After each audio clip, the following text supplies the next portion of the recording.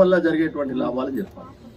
అది ఇంకొకటి, ఈరోజు ఇంతమంది శాకాహార పిల్లలు చూస్తుంటే చాలా ఆనందంగా ఉంది. ముఖ్యంగా మేము ఏమనుకుంటున్నామంటే, మీరు పత్రిజీ గారికి చెప్పాలి, ఆ సొసైటీకి చెప్పాలి, ఇక్కడ సరౌండింగ్ లో కూడా మీకు ఇటువంటి సీనియర్ సిటిజన్ ఆఫీస్ ఇంత మంచి ఫెసిలిటీస్ తోటి ఉన్నటువంటిది ఎక్కడ లేదు. మీరు ఇక్కడ చూసుకోండి, ఎక్కడైనా అందరికీ అందుబాటులో ఉన్నది.